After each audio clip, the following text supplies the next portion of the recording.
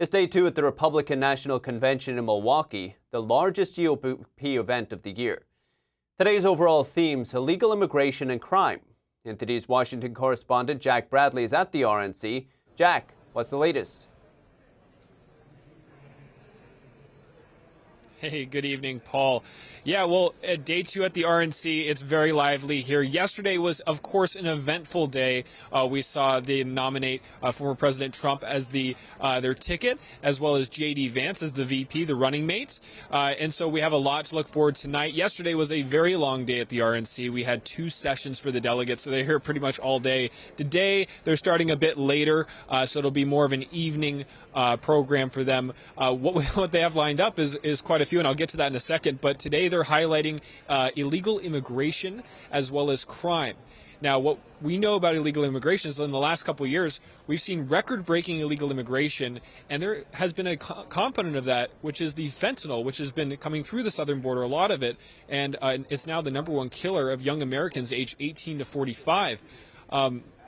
With fentanyl, I talked to Congressman Michael Cloud about how it's being manufactured in China, coming over here through the U.S. and into America, and that the Chinese regime is actually, according to the House Select Committee on the CCP, it's being directly subsidized. The fentanyl precursor chemicals, companies that produce it, the CCP, the Chinese regime, is subsidizing companies to produce these chemicals and ship them over to the U.S. or through Mexico into the U.S.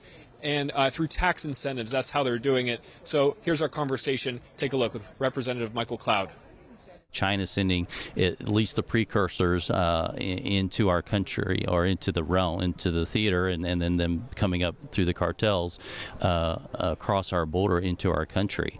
You know, if this was any other weapon that had killed that many people, we would recognize that we're at war. Now we have former UN Ambassador Nikki Haley, as well as Governor Ron DeSantis from Florida, and Vivek Ramaswamy, all speaking tonight. Now that's very interesting because Nikki Haley wasn't really scheduled to come here until recently. Now she's giving a speech. She just recently, before the convention, released her delegates for former President Trump to vote for him. We saw a lot of support for Trump last night. He was tearing up on stage when they were applauding for him. It was a very touching moment.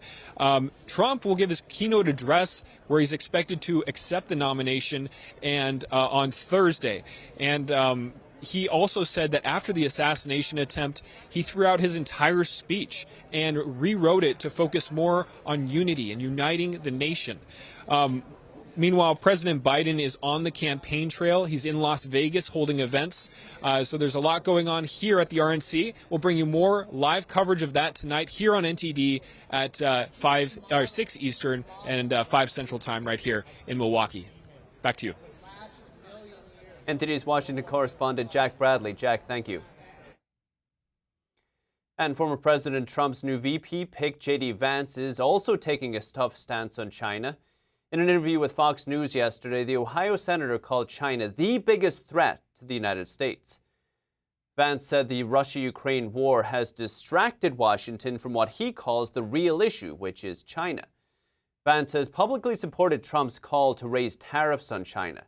At the Munich Security Conference earlier this year, Vance said Washington should shift its military focus away from Europe and toward East Asia, calling the region the future of American foreign policy for the next 40 years. As a senator, Vance has introduced bills aimed at limiting China's influence in the U.S., including one that would require American universities to report donations from foreign adversaries. Another bill would restrict China's access to American financial markets and exchanges. And Senator Vance could become one of the youngest vice presidents in our nation's history. But who exactly is J.D. Vance? Our Washington correspondent Luis Martinez has more. James David Vance was born in 1984 in Middletown, Ohio. Born into poverty, abuse, and drug addiction in his family, J.D. Vance became a Republican symbol of the working class American who grew up in the Rust Belt to become a successful venture capitalist. Vance joined the military right after high school and served as a U.S. Marine combat correspondent in Iraq. He later graduated summa cum laude from Ohio State University and then went on to law school at Yale University. J.D. Vance rose to the national spotlight in 2016 when he published his memoir titled Hillbilly Elegy. In 2016, Vance was a Trump detractor, and he even said he could not stomach the then president. I don't know who I'm going to vote for. I'm definitely not going to vote for Trump because I think that he's projecting very complex problems onto simple villains. But then in 2022, J.D. Vance won the Ohio Senate race on an America First platform and with former President Donald Trump's endorsement. But I think J.D. Vance offers him someone who, in a way of repenting from that earlier resistance to Trump, has become one of the most full-throated advocates of the national populist MAGA agenda. As a U.S. Senator, J.D. Vance has opposed Ukraine aid and, like Trump, believes the abortion issue should be decided by each state. Vance has supported a former president on building a border wall and being tough on immigration. To some Democrats, like Ohio Congressman Greg Landsman, J.D. Vance is a divisive choice. You know, those of us in Southwest Ohio know Mr. Vance.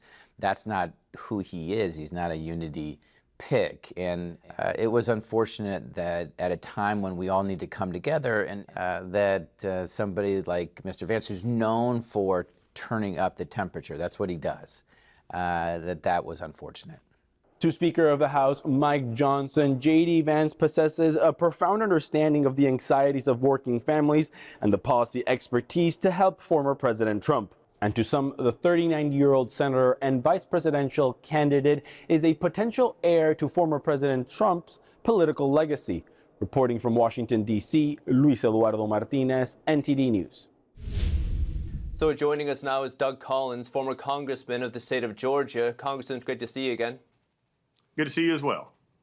Congressman, first things first, why did President Trump choose J.D. Vance?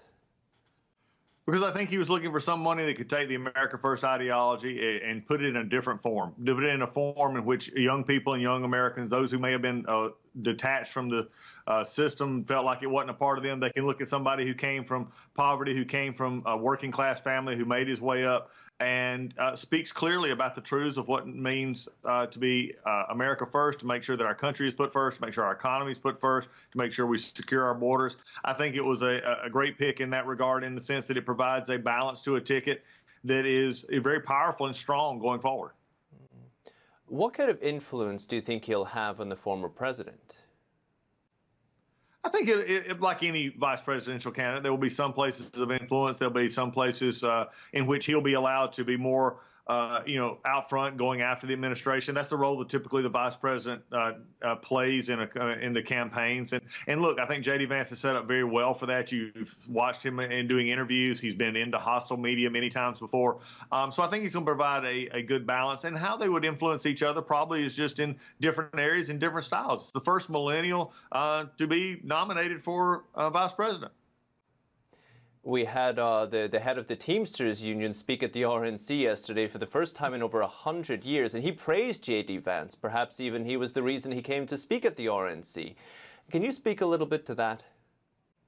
Well, I think what is interesting, the traditional discussion of labor in this country around the Teamsters and others has been a traditional union model that really, frankly, doesn't work that well anymore. I mean, because of a lot of progress and a lot of things that went forward. But there is still what the president of the Teamsters said last night made a lot of sense to people. We're now dealing with corporate, national, basically international globalist companies that don't really claim an allegiance to a national sovereignty, if you would. And I think that is playing, when you have companies that are bigger than most countries, there is a need for government to be a part of that, not in the stifling capitalism, but maybe preserving and protecting the environment, the integrity of monopolies against monopolies that may or may not spring up. And again, he didn't actually say any of those were that way, but he said, look, there's a price for labor that protects the worker. And I think that resonates through the messages from a working class standpoint, whether they support, quote, traditional labor unions or not. There is a concern about most Americans on the effect of big companies and big tech on our society. Because J.D. Vance has an interesting background. Like you say, he's into finance, he's into business, but at the same time, he seems to have, because of his background, because of his youth, a certain affiliation with the working class and with the workers. This is quite new for the Republican Party, if I'm not mistaken.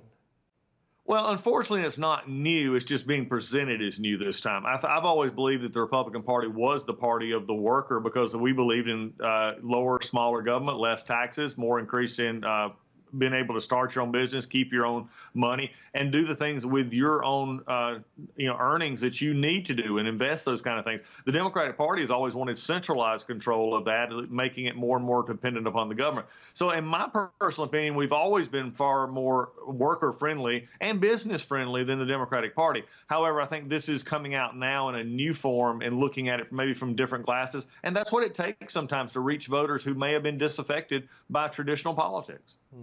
Well, on messaging, we hear messages of unity from both sides, from the president, from his opponent, President Biden.